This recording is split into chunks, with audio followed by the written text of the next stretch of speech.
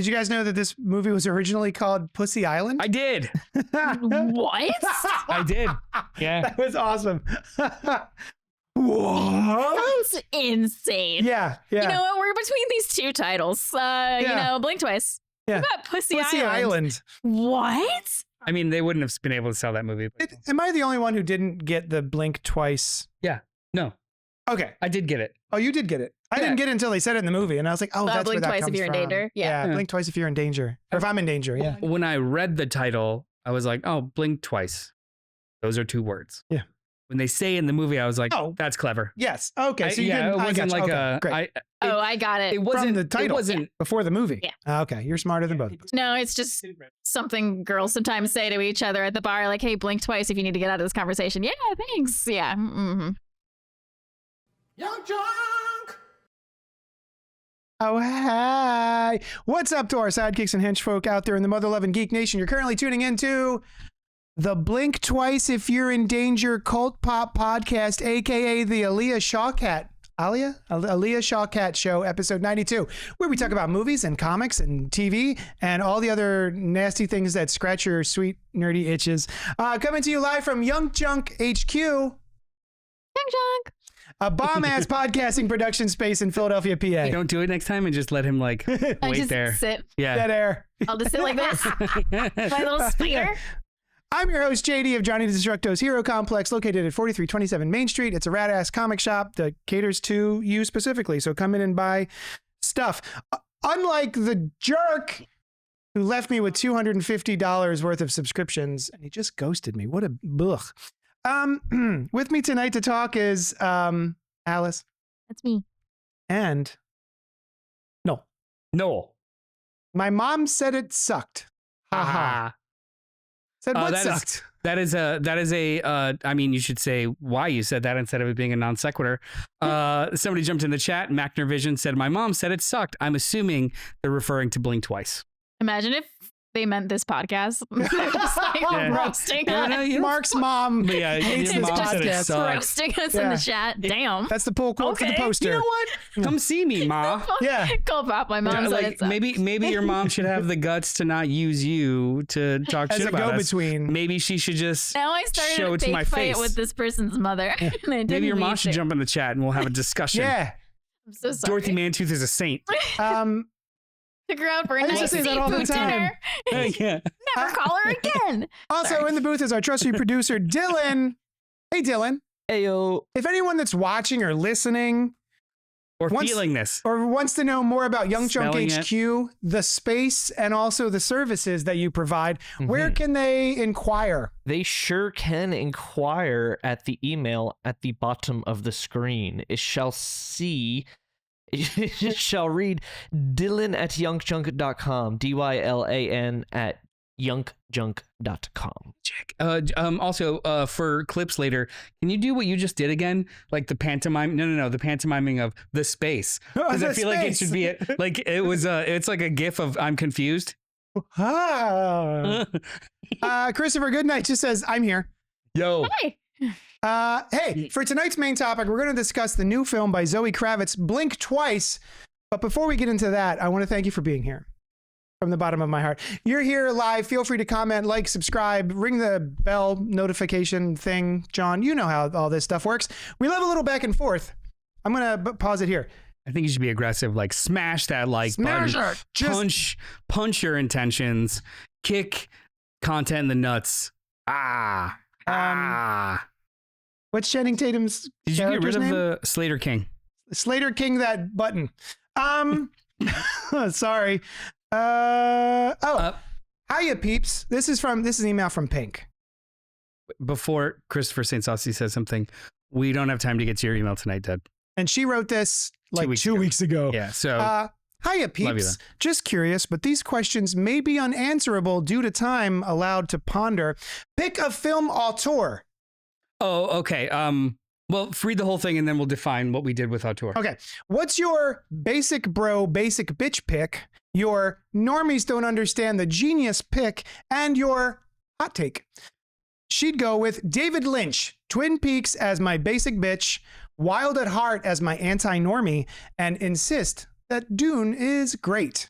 Okay, so anybody not confused or understood? Yeah, what the auteur theory is the theory of film. Am I going to one shot? I'm gonna go here. I'm gonna go here. Do you want to go here? Where do you want to go? Here? You can Here? go anywhere. Yeah, okay. In all this space. Yeah, in all All this this room for space. activities. The auteur theory is the theory of filmmaking that the director is the author of the whole piece. There are people that think it's rigid and bullshit, and then there are people who think it is true artistry. Now, filmmaking is usually a communicative effort. Like hundreds of people are required to make a movie. However, when you look at somebody like Scorsese or Nolan or Spielberg or Tarantino or Michael Mann, David Lynch, they're obviously auteurs because you watch one frame of their movie and you can tell it's theirs. Know who. Yeah. Wes Anderson, like they're auteurs. Yeah, like when I watched Tenet, I was like, I didn't realize Nolan directed it first, and I was like, as like Feels first like Chris Nolan the movie. first like scene, the opening scene, I'm like, this is a Nolan film. Yeah. I'm like, this is I had the this same is Christopher reaction. Nolan. Yeah, like love it or hate it, it's usually associated tropes with a specific director, not a whole. Michael Bay, I guess, is an auteur. Yeah. Speaking of, She continues, we are post-modern now, where no one's allowed to define anything anymore, so auteur will be undefined. You just defined it. But I will silently side-eye judge a pick like Michael Bay. yeah. So we're people who like parameters. Yeah. Unless this is an entire podcast about, let's discuss auteurs and what an auteur is and how you feel about that. Kind of needed rules and a definition, so we all stayed on the same page. So sorry, Pink. So let's see. Who So wants to go first? let's do our basic bitches. Okay. Tell us who your director is, your auteur is. Your auteur and why. Yes. And then is anybody, we're calling an audible. Is everybody prepared to answer this question? Yes. Your auteur and why. My And I'm then ready we'll go pose. through our basic bro bitch, normies don't get it, Yeah. hot take. Okay, go. You start. Fuck you. The auteur I picked is Edgar Wright. Nice. I was so close. We were talking about, yeah. Mhm. I thought it'd be a cool surprise, but all right, whatever. So good. His visual style is unmistakable no matter what genre he's in, as well as his the film language. He uses fast editing. He uses parallel construction of scene and composition, and it's just, you could tell it's an Edgar Wright movie. He's done a documentary, and you could tell it was an Edgar Wright movie. Yeah. So yeah. I picked. I kind of wanted to say something about one of his movies, but I'm like, I'm just gonna wait. My auteur is Quentin Tarantino, because everybody, you know, a Quentin Tarantino movie if you're watching one. I think. Said the N-word a lot. And he's one of my favorites. Anytime that there is a snow day where I have to stay home, for some reason, I have to put on a Tarantino joint. But yeah, I think he definitely has his own vocab, his own visual style, soundtrack. Like, you can always tell a soundtrack that he's put together. Yeah. You know, he's just all of the little pieces all just feel very Tarantino-ian to me. Tarantonian. Tarantonian. Quintonian. Tarantonic. Sorry. No, you're fine. Keep riffing. I like it. Tarantos, because he likes feet. God. That was hilarious. You made me laugh just now. I laughed. It was really funny. I'm the happiest I've ever been. Yeah. Is this what joy is? I'm so happy. I picked Tim Burton. Nice. For a variety of reasons. One of them being is fall. I love it. One of the reasons being is fall is upon us, and when fall happens, I watch a lot of Tim Burton movies. And also, tracks. it seems topical because Beetlejuice is coming out. Mm-hmm. And also, I just love that you can tell a Tim Burton movie, despite the genre or style. Like, if you're watching an animated movie that's Tim Burton, you know it's Tim Burton. If you're watching a live action that's Tim Burton, you know it's Tim Burton. Mm-hmm. If it's a comic movie like Batman, you still know it's Tim Burton. Like, Yeah, he can't escape himself. Even when he did like Big Eyes, it was so clearly a It's Tim still Burton movie. clearly- I never saw that. Burton. It's fine. Mm-hmm. It's fine. That's a good pick. And I totally forgot until you said fall is upon us. that I want to rewatch. Over the Garden Wall. Headless Horseman. Oh, that is Sleepy Hollow. Sleepy Hollow. I thought you were just changing topics entirely to talk about Over the Garden Wall. I was like, I'll talk about it. All right. Is it 72 degrees? Let's go. Yeah, I do love that show. All right, go. Your basic bish. No, stay. Out of here. But my tell us your basic basic bitch pick. Let me check my notes to make sure I did it right. Oh, it's Shaun of the Dead. Yeah, so good. I mean, it's kind of it's a perfect movie. it really is. I mean, it's a tie. Basic bitch tie is between Scott Pilgrim and Shaun of the Dead, but Shaun of the Dead it's perfect. It's a perfect comedy. It's also a perfect zombie movie, and it's parallel constructed. It's awesome. yeah, those are two nigh perfect films. Yeah. Edgar Wright is on record as saying when he writes a movie, he writes it and then rewrites it backwards. Mhm. So everything is just foreshadowed and timed perfectly. And those, they're like you can set your watch to it. Yeah.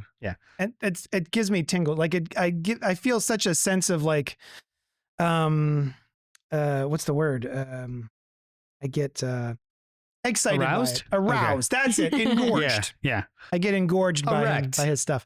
Wait, Blood my to turn. my penis. Yeah, your turn. So my basic bitch one is I forgot. Pulp Fiction. Oh, it was Pulp Fiction because it's Tarantino. That's right.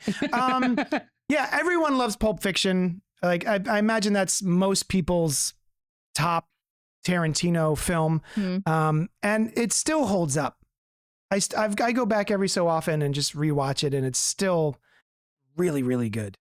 I'm thinking about my. And when I feel like even though it's a style that has been around for quite a while, even before Tarantino, I feel like the thing that he did with time in Pulp Fiction is now sort of a staple. Whenever anyone says like, "Oh, it does this," oh, it's like it does a Pulp Fiction, you know? Yeah. Or they Tarantino the time, you know? That's Does anybody need to know what that is? What? I don't know. Pulp Fiction? I never know about the demographic of Us. viewer and or listenership. Talk about it. What he's referring to is the scenes are out of order with no indication. So they literally just took like scene postcards of each scene and then just shuffled them out of order and then made the movie. Like it's a linear movie, but it's told out of order. That was in 1994, that was not normal. Right. Yeah. Now there was nothing but copycats for 15 years. I think the only one that rivals that particular movie is Memento. So Memento is structured differently. Like it's structured completely differently. Oh yeah, but I mean, as far as being along those same lines. Have you ever seen that video of Christopher Nolan explaining the structure of Memento? Yes. It's I have. he just goes to a whiteboard and with two arrows just keeps going back and forth like a pendulum talking about each scene and you're like, fuck, that's brilliant. Yeah. He's an auteur. Yeah. Who's your basic bish? What's your basic bish? Beetlejuice. Beetlejuice? To this day is one of my favorite Beetlejuice movies. I've dressed up as Beetlejuice for Halloween, did the full makeup. I'm not saying I won't do that on this podcast. No, I'm kidding. I probably won't do a full. Ooh, you should. I mean, you could. I think we're going to talk about it next week. I'd be so sweaty, dripping makeup everywhere. I'll wear the jacket. I made a jacket, so I'll wear it. It's just, I love the effects in it. Like some of the practical effects are just so fun. I love when he's like the little tiny village that Adam makes that he lives in. Yeah. And then when you go down to that size, everything, it's just so good. The fact that when he's digging up, and I remember being wowed by this when I saw it in the theater as a kid. You know, Beetlejuice is down there in the set, in the miniature set, and he's digging a grave. Yeah, and you the can little plastic grass is coming up. Yeah, there's plastic grass and then styrofoam that's like this thick. It was cardboard, or not cardboard. It was corkboard first. Corkboard, yes, that's what it was. And I remember being like, oh my God, that's amazing. It's so good. Do you guys good. remember the first time you saw it?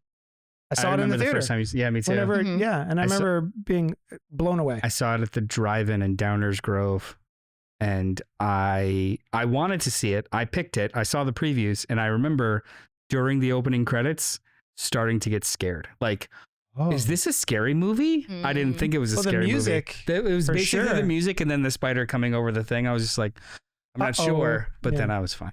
The movie's amazing. It's so That's a good pick. It's so I good. love that movie. So also, much. Catherine O'Hara can do no wrong in my eyes. So good. Yeah. Bebe. I know. I was literally watching Schitt's Creek before when I got home from work was making dinner. I was like, She's fantastic in that as well. So she's good. I will watch anything she's in. She was always, for me, the first thing I think of is always Home Alone. Oh yeah, I know. Yeah. SCTV. Go. What's this one? Normies don't get it. Normies don't get it. Hold on, I gotta look at my notes. There Baby we go. Driver. I'm glad you brought that up. Normies don't get it. Normies don't understand the genius of Baby Driver. So you don't get it. I'm the normie. Oh, It's me. I'm the normie who didn't get it. Remember we had this whole conversation where I was like, it's just not as good as like I expected. Like the whole, mirror image writing that he does and all the call outs and stuff. And it's just like there's some cute stuff in there, but it's not really as like well thought out as all of his other movies. And then I watched the video on it and I was like, no, I'm just dumb. I didn't get any of this shit. Yeah, it's more contextual than textual in that movie specifically. But like he has been inching closer and closer to doing a full-on musical. And with Scott Pilgrim, it was instead of people breaking out into song, they break out into fights. And then in this one, it was instead of people breaking out into song, he explicitly has needle drops for like timed to actions in the movie, not just the action, but like people's reactions. And then like lyrics will be mimicked on the screen and like, somebody, a lyric in a song and he's passing a sign that says the same thing. It's just a It's much more subtle. It's a very, very well put together movie. If you can get over the problematic nature of Kevin Spacey, who's just in it for like 4 scenes. Yeah. It's such a good ass movie that people, I think their expectations got the better of them. Yeah, for 100%. And I've gone back and revisited it and I'm like, I kind of love this movie. Yeah, I now. kind of love it too. And also excellent soundtrack. The soundtrack is pretty good. Pretty good. Does Baby Driver have the bit with the Michael Myers mask? Yeah. Yes. I love that. This is Mike Myers. Oh. Halloween. Really funny bit. Yeah. Jason. My normies don't get it is Kill Bill Volume 2. Coming out of the theater, I was so excited about Kill Bill Volume 2, and I thought everyone would love it, and I just kept hearing over and over again how much people were disappointed by Kill Bill Volume 2 after watching Kill Bill Volume 1, which is just a meat grinder of a movie. It's just blood everywhere, violence out the wahoo, and then the second one is it's a lot of conversations, but a lot of really well-written conversations, well acted. Like I find myself wanting to revisit Kill Bill Volume 2 more than Volume 1. Kill Bill Volume 2, not Kill Bill The Whole Bloody Affair. Kill Bill Volume 2 is my favorite Tarantino movie. Oh, nice. Period. Nice. And I'm still a little mad that they have never put out The Whole Bloody Affair. I don't know. I kind of like them as separate. Yeah, I like him separate, but I just want him. He said he was gonna. Unless it's like edited completely differently. No, don't do it. Just give me a 4K box set. Be fine. Who's your normies don't get it? Or what's your normies don't get it? My normies don't get it. I'm playing the piano over here. I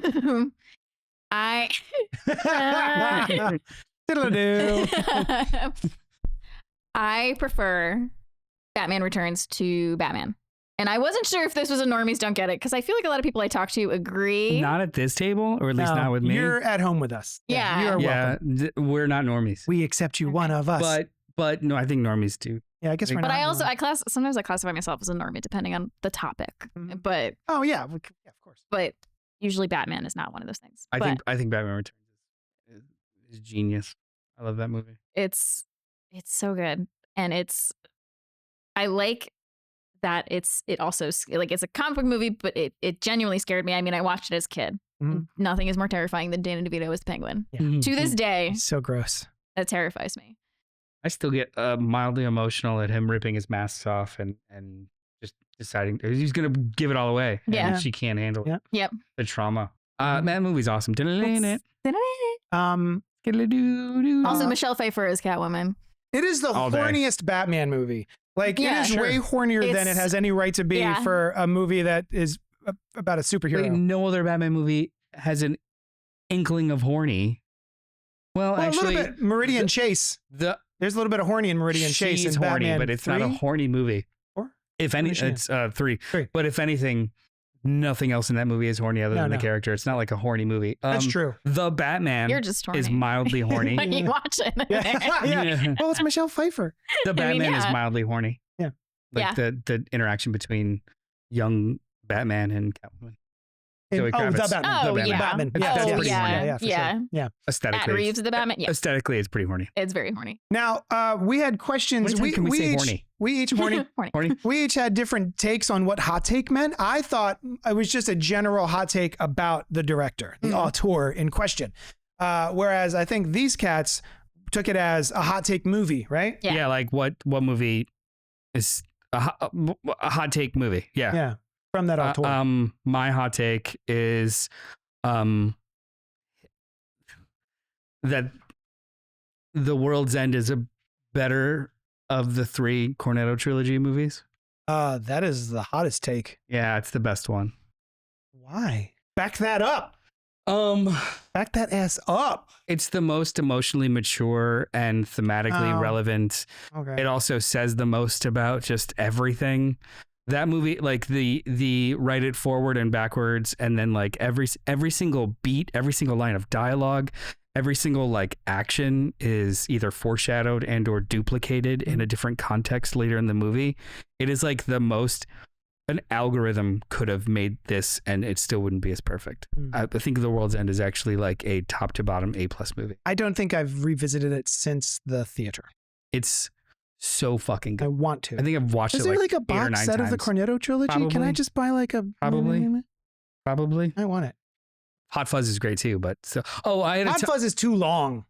That movie needs to be trimmed. the first time I saw it, I was a little disappointed because it was like, that's a lot of movie. And then all of a sudden it goes crazy. In the last like 10 minutes. And then the second, third time I saw it, I was like, that's a lot of movie that goes really crazy.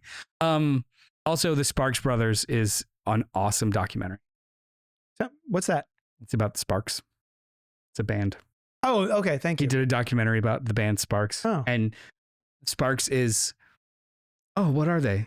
You hear one song, you're like, I've heard that song my entire life. Oh, Like, that's cool. They're the band that has influenced every other band ever. He had done Edgar Wright. So I knew Edgar Wright from Spaced. Mhm. He was the director, the director, but not the writer. Yeah, he is. And was he both? Yeah. Because I thought it was written by Simon Pegg and what's her name? They all did it together. Okay, cool. Yeah. And that is a Chase Meridian. Oh, not Meridian Chase. Chase Meridian. Thank you, Christopher Goodnight in the chat. Yeah, so I knew him from Space, which is awesome. One of my favorite all-time sitcoms. Jessica Hines and Simon Pegg. Jessica, Sorry, yeah. Thank you. And he also, because I loved it so much, I was just like back then looking on the baby internet to find other things he had done. And he had done a music video that was also really, really good. And I cannot find a high def version of that video, which is astounding to me. Like Right through my head. I know that video. It's got Noel Fielding in it. I'm trying to remember what it's called, but it's a really fun song, and the video is really good. Anywhoomst. Mint Royal Blue Song. Nope. It's not that. It's not that. Okay. It's not that. I'll look it up when we're not filling dead air. So my hot take, which I started as a hot take about the director, was maybe, and hear me out here, just maybe white dudes shouldn't write a part for themselves in their movies where they get to say the N-word a bunch. That's my hot take. My hot take movie is Death Proof. Death Proof is awesome. And I feel like, speaking of normies, I feel like a lot of normies out there don't even know that this Tarantino movie exists, because you don't know? I don't know. Tell me about it. Okay. So, when was this? Like 15 years ago, right? Basically. Getting comfy. Tell me. So, Quentin Tarantino and Robert Rodriguez did a theater 2007 did a theater experience where you went to the movie, you paid for one ticket, they played one movie, which was directed by the first one was called Planet Terror and was directed by Robert Rodriguez, and then there were a bunch of fake trailers. Oh, okay, yeah, it's like for Thanksgiving. Yeah, yes, you know Thanksgiving. Grindhouse. And it's called Grindhouse. And then the second one was Death Proof by Quentin Tarantino. And I remember at the time going from the hyper kineticism of the first movie into just like a lot of slow conversations was jarring. And I still feel like maybe they should have switched spots. But yeah, Death Proof is a movie starring stuntman Mike Kurt Russell as a guy who used to be a stuntman, and now he just puts people in his car and then murders them by crashing. So he murders he also murders people with his car, outside of his car. He just murders with his car. He murders people inside of his car.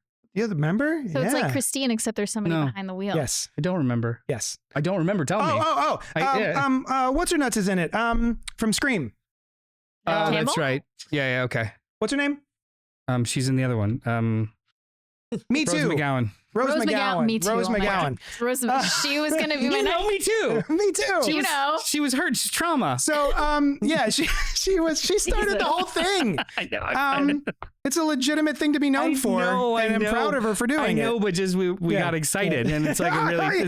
Me too. Oh, I remember now. Yeah. He murders her That's right. Yeah, in the car, using his car. By just like slamming on the brakes so hard that she smashes her nose into her brain on the front of the. So she can't be in a car. She can't be in a garage where cars used to be. It's true. Mm-hmm. And she also can't keep limbs. Yeah, you should watch Planet Terror. It's really fun. So anyway, that's my hot take. What's your hot take? My hot take is Tim Burton. I love Charlie and the Chocolate Factory. I love it. Have you seen the original? Yeah. Okay. Willy Wonka. Right. They are they are on different planes for me. I understand.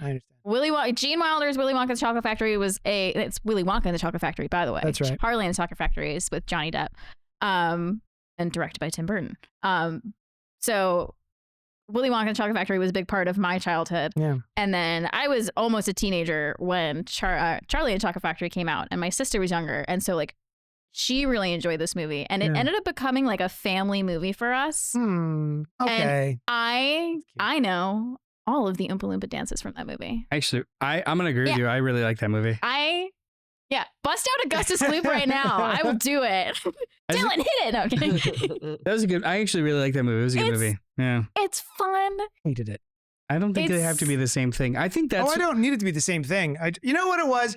The CGI Oompa Loompas. Really, I just hated every time they were on screen. And the songs weren't any good compared. I mean, sorry. I'm sorry. It was like they weren't this. The original was a full-on musical. Yeah. Charlie and the Chocolate Factory just had them sing like 2 or 3 songs. Really, really funny song. So it wasn't. I don't know. It was fine. Now, have you guys seen the prequel? Not yet. No, what was that called? with Timothy Chalamet, just Wonka. Or just Wonka? Yeah. I haven't seen it yet. Adjectiveless Wonka. Yeah. The uncanny Wonka. So that was a really long email answer. I hope. Did we do it? Yeah, I have a little bit more. I just wanted to say. Let's go. Not about Tim Burton. So another director that I really love that I was debating picking, David Fincher. Yeah. And I thought it was interesting because my basic bitch pick and normies don't get it pick would have been the same. Well, yes, being that, but Fight Club. Oh yeah, normies don't fucking get it. Put it up. That's a classic basic bitch answer. That's good. But and normies don't get it. That is a good pick. And it's one of my favorites. And it's a lot of other people's favorites, but for very, very different reasons. Yeah, It's a difference between like loving the movie because of what it says, and then also loving the movie because I'm a frat guy with the poster on my dorm wall. There's like 2 different things. There was a TikTok. They're making fun of you, champ. Yeah. I'm just saying. It's the same thing with like American Psycho. Yeah. And oh yeah. I saw a TikTok once, and it was like funny. It was like a girl talking about dating, and she's like, it's so funny because like I'll ask somebody their favorite movie, and if they say like Fight Club or American Psycho, it can be a red flag or a green flag depending on the follow-up question. Why? Why is it your favorite movie? Like, feast or famine. Like there's no gray area with those. It's why one is or the it your other. favorite? Yeah. I like that. Yeah, that's good. That was like how she weeded out guys she was gonna date. She'd ask like their favorite movie. Have you ever heard of Jordan Peterson? Yes. Have a good one. Bye.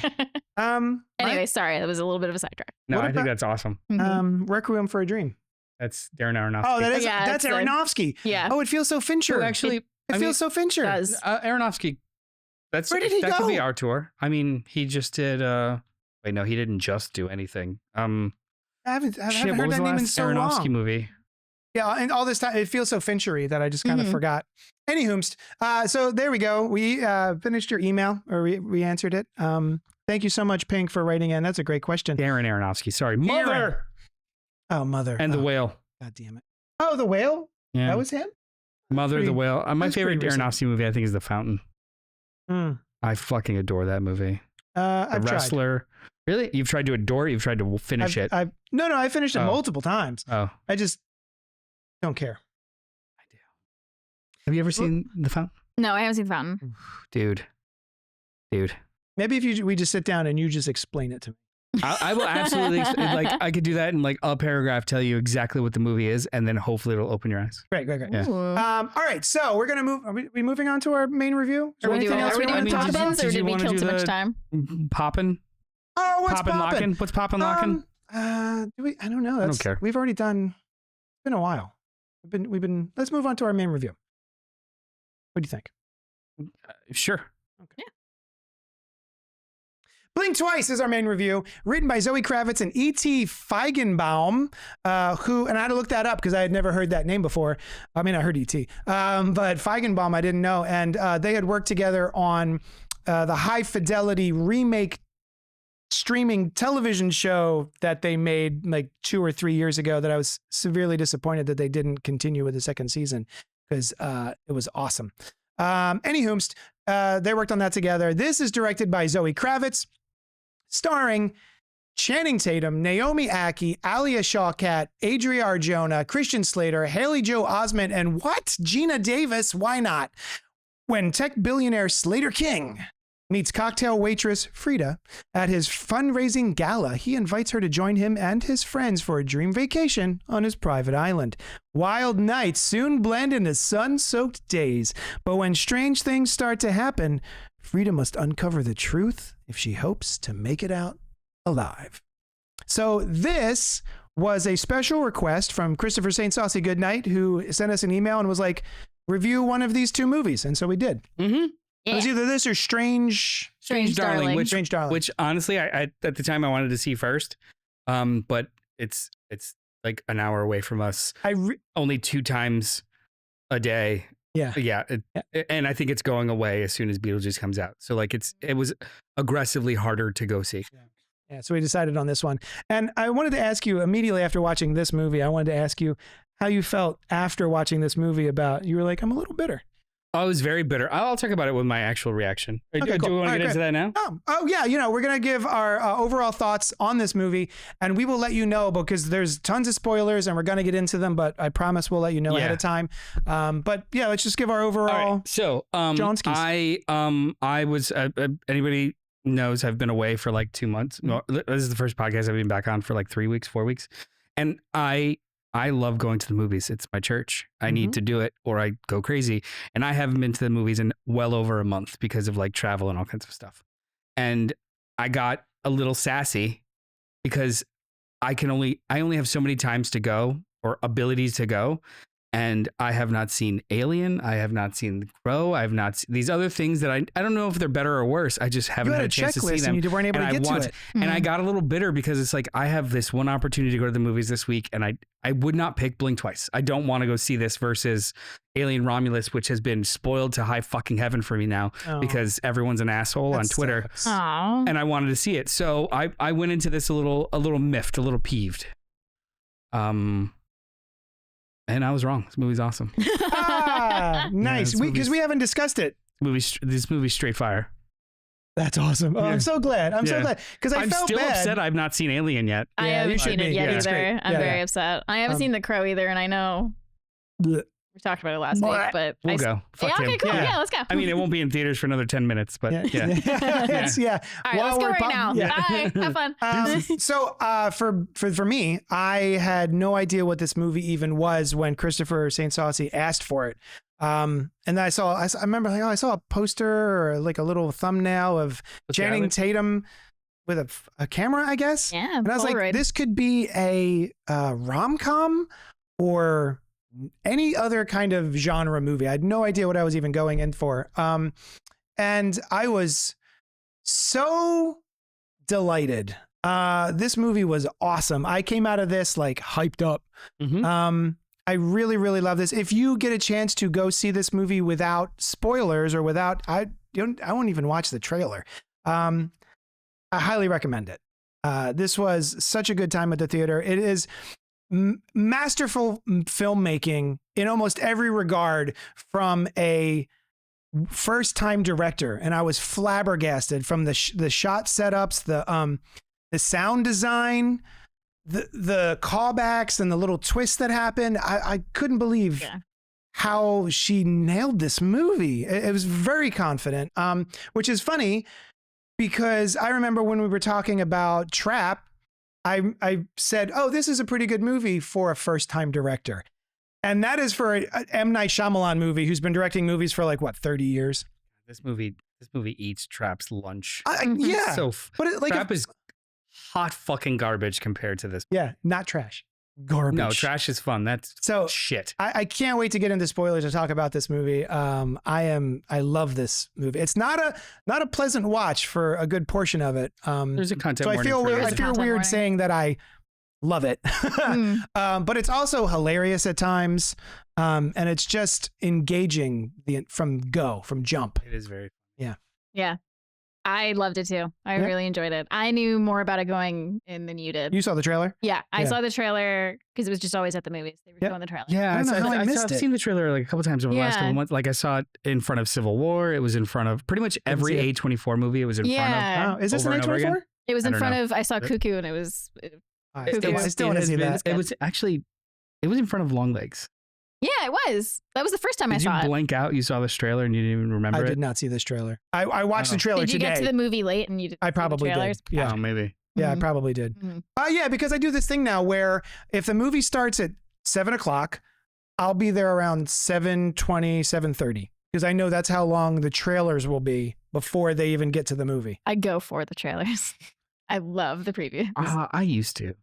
Me too. It was like my favorite part of going to the movies. But now I just see them. Me and my mom would go and we'd be like upset if we missed the trailers. But of course, this was probably at the infancy of the internet. It's the only place you could see the trailers. Usually there used to run a movie theater. There used to be a cap. First of all, there were no commercials. It was just trailers. Yep. And trailer programs were only 12 to 15 minutes long. That's 4 to 5 trailers. Now it's 4 to 5 trailers as well as 7 or 8 different commercials, and it doubles the time of the pre-program. That's fair. Which is, fuck off. And I didn't pay to get more commercials. I can feel the tension in the theater when like we've been sitting there for a while and then another trailer, and you can just feel everyone's like, if they were put just the movie on. Also too, they used to program it as commercials, just trailers, and then the movie. Yeah. Now they intersperse them, so you get a commercial, and you're like, "Oh, I guess the movie's about to start." No, there's no trailer. Yeah. And then like it's bullshit. The first time I ever noticed that, I went to a movie in Scotland, and I was like, "Oh, they've got actual commercials before the movie. That's interesting." And then when I came home, like maybe a year later, I started noticing it here too. That's because they don't have televisions in Scotland. I don't know if you knew that. They don't watch anything. They just look at cardboard. They look at fish bowls, fish tanks Puppets. in the movie theater. There's no yeah. So that's historical. Anything we want to say about this movie before we get into spoilers? I feel like we're jumping right in. You said it. It's wildly confident. It's very, very good. There is a trigger warning at the beginning. And first time I've ever seen a trigger warning. I have seen people make fun of the fact that there is a trigger warning. Ew. I wanted to talk to you guys about it. Yeah. I think it's wildly necessary, especially for this movie. I think people, first of all, if the trigger warning's not for you, then you don't need the trigger warning. Cool. But if it's there, why the fuck do you care? And then second of all, a trigger warning, like the response to it was like, well, if they can't handle things, then they shouldn't be blah, blah, blah. I'm like, you're not.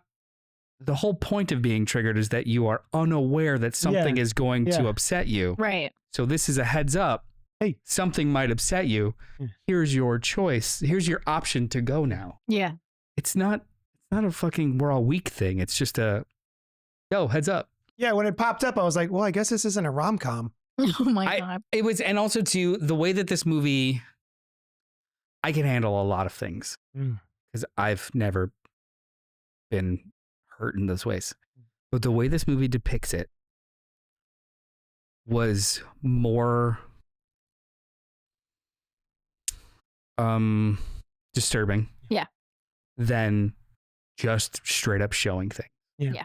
I want to talk about a specific. It's like edited. I want to talk about a specific reference later. In spoilers. It still bothers me. Did you guys know that this movie was originally called Pussy Island? I did. What? I did. Yeah. That was awesome. What? That's insane. Yeah. You know what? We're between these two titles. Blink twice. Yeah. What about Pussy Island. What? And also, that wouldn't. Yeah. That would. I mean, they wouldn't have been able to sell that movie. Am I the only one who didn't get the blink twice? Yeah. No. Okay. I did get it. Oh, you did get it. I didn't get it until they said it in the movie, and I was like, oh, that's blink where that twice comes if you're from. in danger. Yeah. Blink twice if you're in danger. Or if I'm in danger. Well, yeah. I mean, I didn't. When I read the title, I was like, oh, blink twice. Those are two words. Yeah.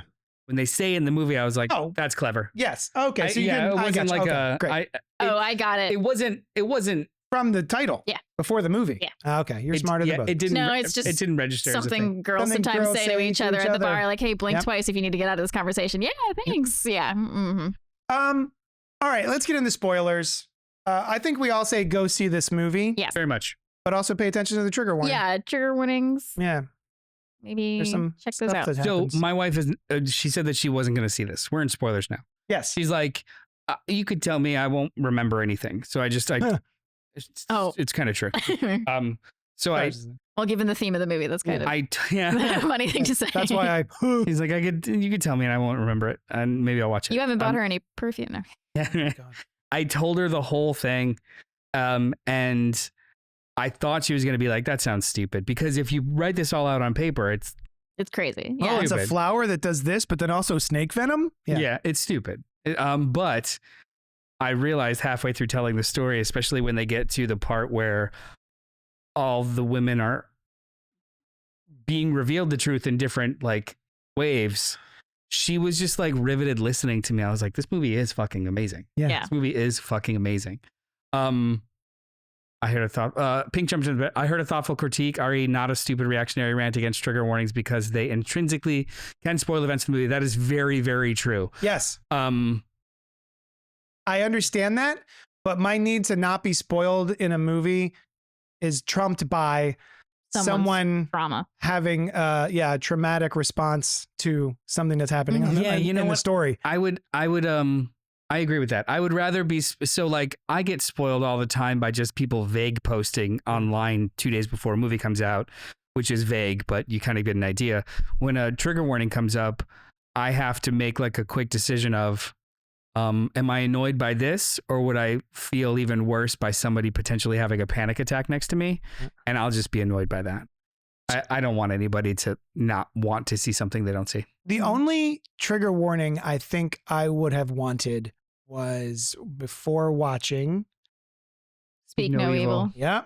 I've talked about this ad nauseum. That one messed me up. But anyway, Pink, I hope our response to your email was what you were looking for. She says, I am pro-warning because I just don't want to subject myself to rape scenes. That's very valid. There was a moment when that warning came up and I'm like, I already spent money and I guess so. Do you think that they well, you want to talk about the actual spoilers in the movie before I...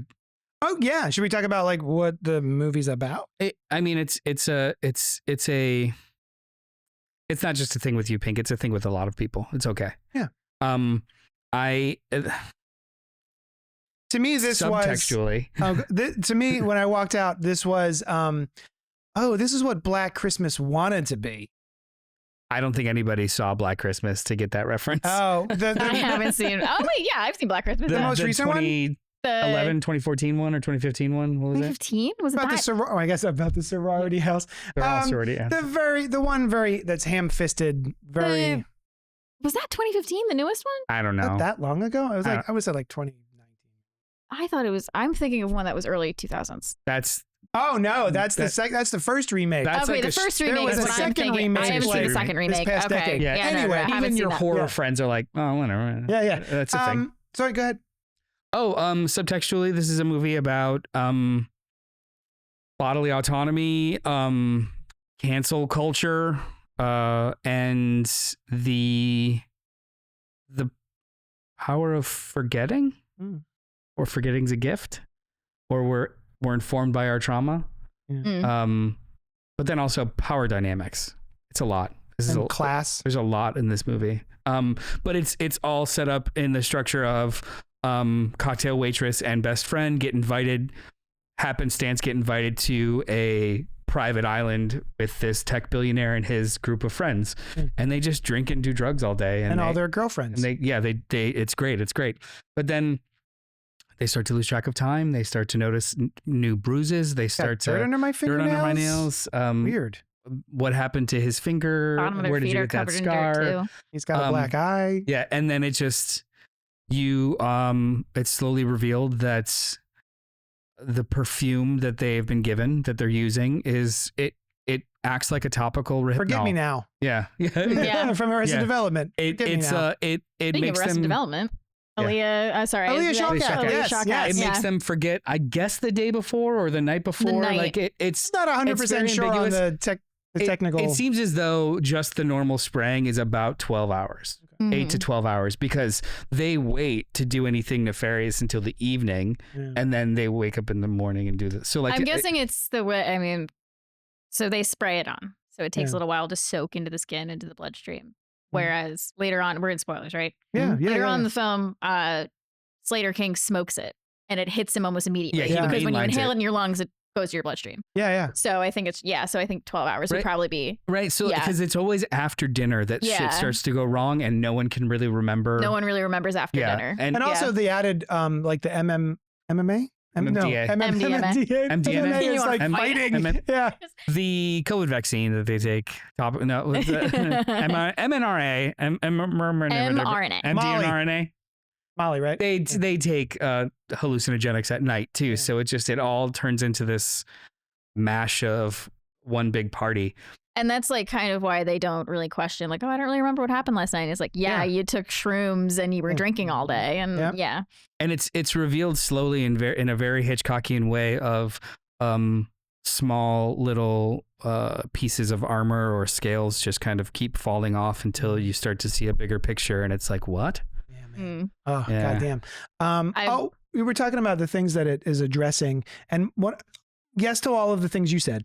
But the one that really stuck with me was you did nothing. Yeah. And at first this kid thinks like, oh, good, I didn't do anything. I didn't actually hurt anybody. And he's like, no, you did nothing. All of the times that we were doing this to these women, you just cowered and did nothing to help anybody. And I just love that they took the time to like address that specific, avenue. We see him do that. Like when we're he's freaking out, crying and shaking, and doesn't want to defend these women, but also not like fight these guys. Like,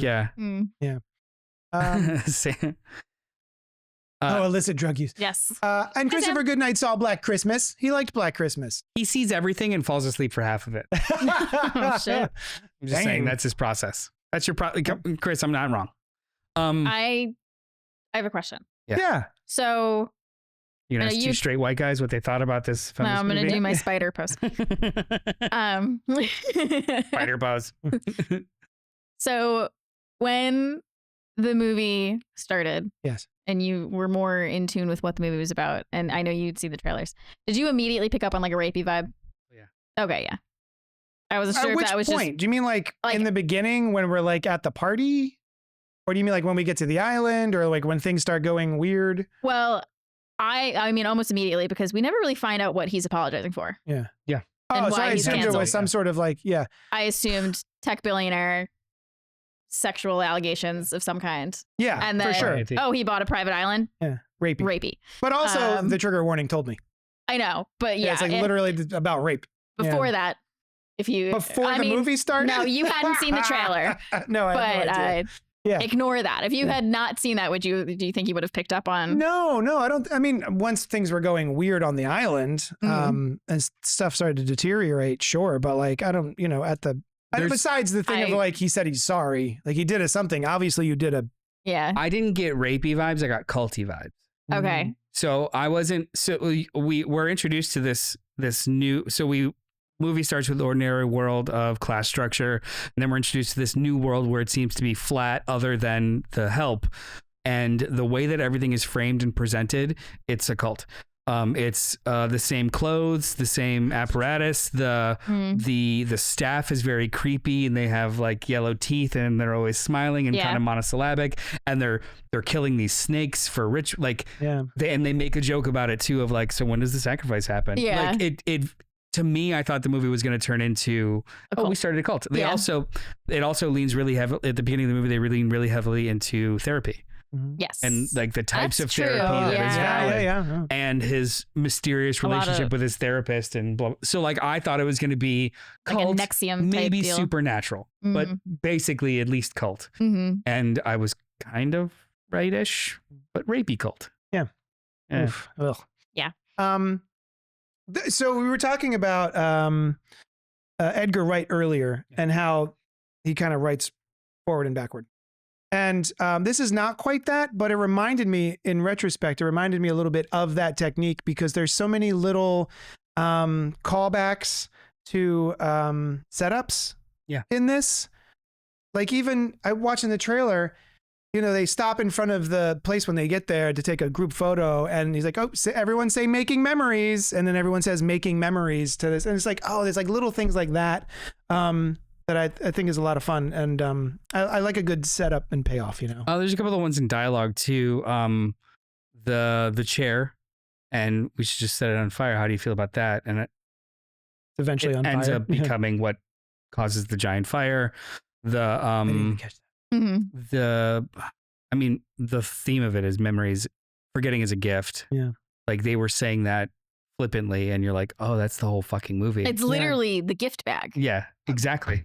He's gifting all of the men the perfume that will make women forget, or awesome. anybody forget. It is wildly on the nose, but it's done so well and so confidently that you're just like, nice. Yeah.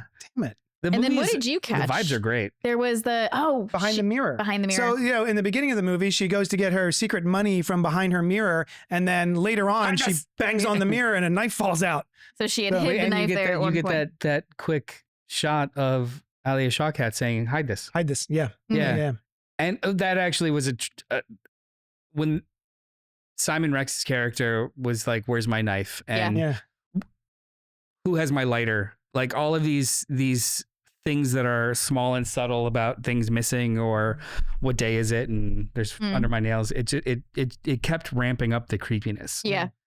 Which, maybe using the fact that Alia Shawkat, Jess's character, Jess, never gets. Everyone always steals her lighter, and the fact that the only proof they have that she was ever there was that lighter, because someone took it and didn't give it back. And she finally wrote her name on it. Yeah, she finally wrote her name on it. I gotta put my fucking name on this. Yeah. And I want to. Have you both seen Promising Young Women? I know I mentioned this to you. Yes. So, do you know the premise? I know the premise. Yeah. Okay. The premising language. Sorry. Promising Young Women. Go to the corner. So something about that movie that I thought was really interesting and a really good choice for the topic is casting men who are typically comedians or typically the nice guy in movies. And I felt like they did that with that, because like Simon Rex, I've only seen him in like scary movie and like parody movies and like being funny. It was like, and he was funny in like the daytime scenes in this, but then when you see the flashback scenes, it's horrifying. Haley Joel Osment. Joel Osment. Yep. Would not. Mm-hmm. And I mean, Channing Tatum to an extent, I haven't really seen him in much scary things. I don't think he's ever been a baddie. No. And did you guys notice he had false teeth? No.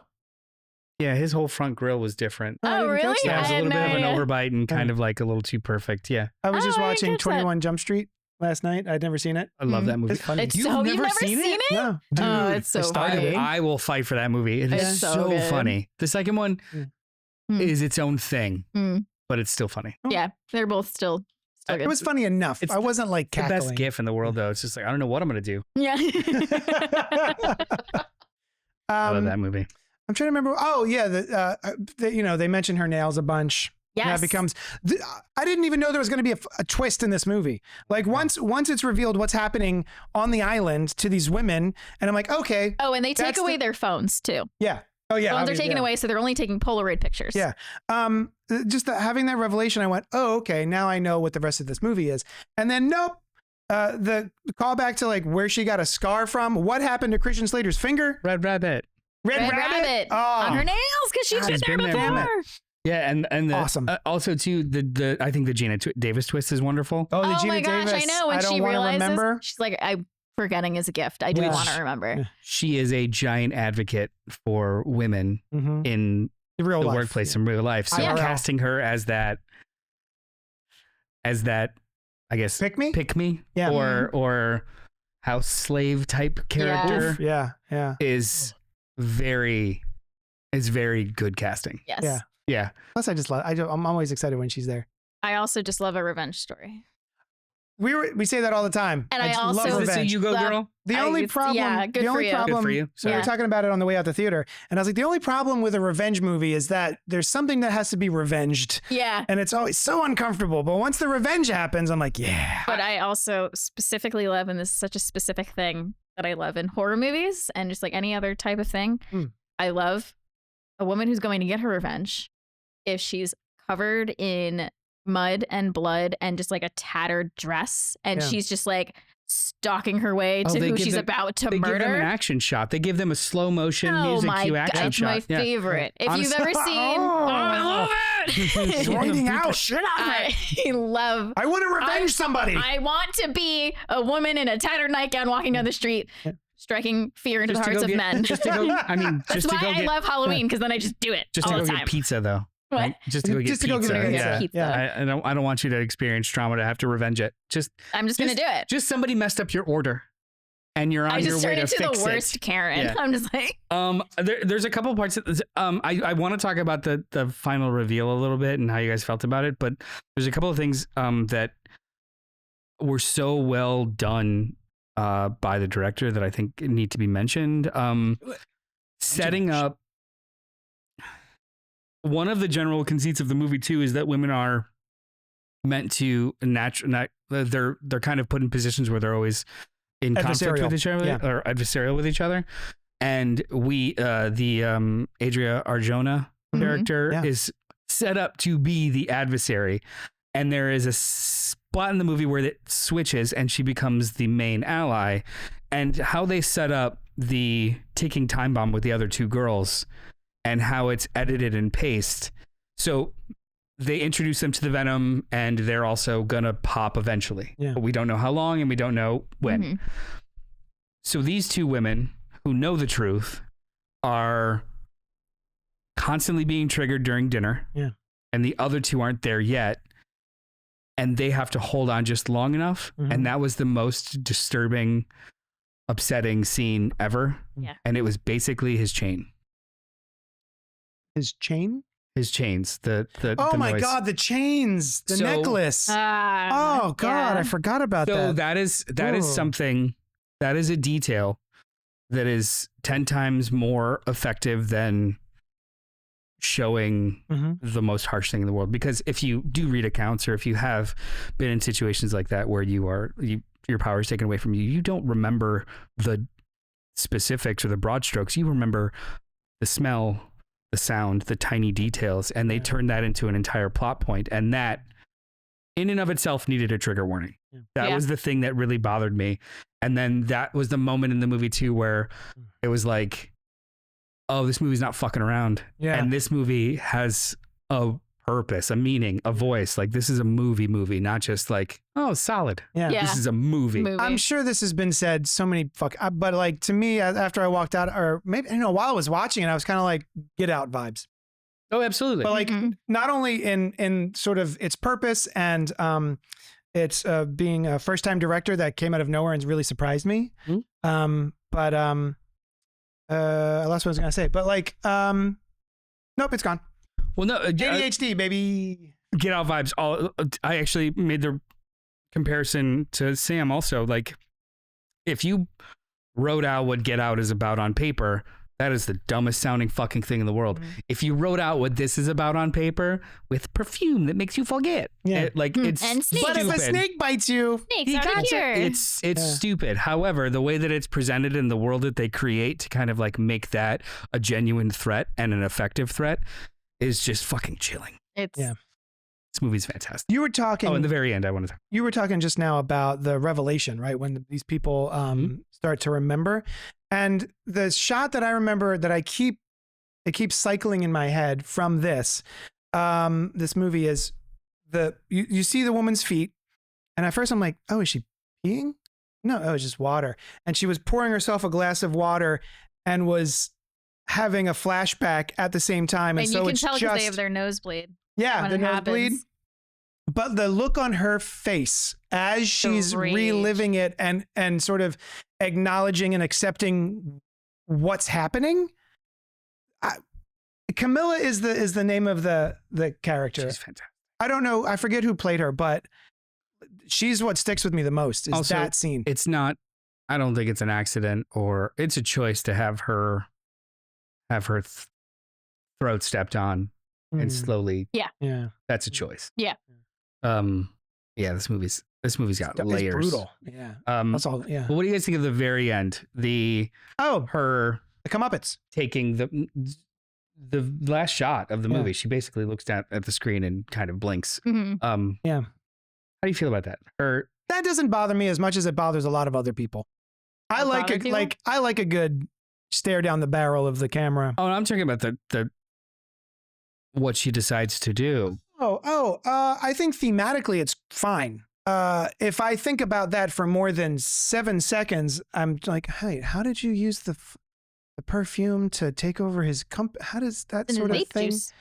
Yeah, no, I understand how she does that to him, but also there's probably a board, like the way companies work, and the way these things are set up. It's like, I don't know if you could just make someone forget enough that all of a sudden you become the CEO or the owner. We don't know how much time has passed. True. A year. Her hair's grown. 2 years. The other problem I had with it, where was the other girl? I really wanted that other girl to be at the table. I wanted her to have brought her with her. I think she's doing what she said she was going to do, which is when I go home, I'm going to start teaching self-defense, like survival classes for women. She's got her own path. Yeah. So I think she just wanted to go into animate. She didn't, because she was already like well known because she was on that Survivor show. That's right. The Survivor and I think show, she just wanted to not be known anymore. Not be perceived. This wasn't my impression. My impression of it was that, like, you know, you change the world from the inside as opposed to burn it down.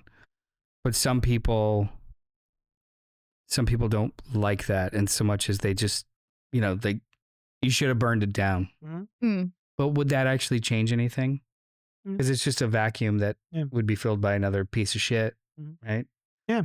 I don't know. It's like, we know there's more of that perfume going around out there because he gives it to people who leave the island. He gives it to the men who leave the island. We saw it in the Polaroids. All the men I'd had the like to red think bags. that she uses this newfound power for something, as opposed to, but I don't know. We'll see. And also, like I was saying about callbacks, early in the beginning of the movie, Frida tells Jess that revenge is the best form of, that success is the best form of revenge, which is how the movie ends up. Yeah. You know, instead of like killing him like she could have. They show a scene of her, Frida, and she's pulling somebody, and I automatically assumed it was the other woman. Yeah, but then who you was see her helping next her, to her, and then she asking if she has a light. Yeah, it's her bringing out Channing Tatum from the fire. I was like, holy shit! I thought it was Camilla's body. Oh no! It's like, I know. Why let the other girl's got hands. Why you let your friend burn alive? Also, Channing Tatum was awesome. He was fantastic. I couldn't believe it. The I'm sorry speech was wild. It's my personal thing. Like scary. I don't think too highly of Channing Tatum movies, I guess. Or him as an actor. But great. he was awesome in this. He was so good. The I'm sorry speech at the end. Man. Yeah. That was awesome. This is great. This is a great movie.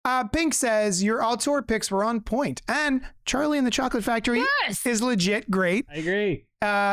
became my baby cousin what Willy Wonka was to me as a kid. Oh, it became to my baby cousin what Willy Wonka was to me as a kid. Be aware of nostalgia bias. Nostalgia bias is a thing. Yeah. Yeah. Has Alice seen Hard Candy? I have not. Starring Elliot Page. Elliot Page and Patrick Wilson. Yeah, Night Owl from Watchmen. Oh my God. Yeah. And then Costa says, the end was a feminine nomenon.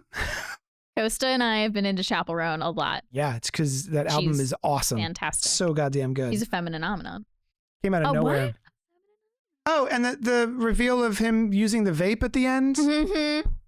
Man, it was just, there's so many good tense moments that just really hit in just the right way. And he had the knife to her throat too, and then he hit the vape, and then he just stopped. And he's like, "Why do you look like that? What am I doing?" And I don't feel bad for him, but I almost feel bad for him because he is so confused because of the memory wipe. He's like legitimately concerned for everyone and all the bloodshed that's happening. And it's like, no, that was all your fault.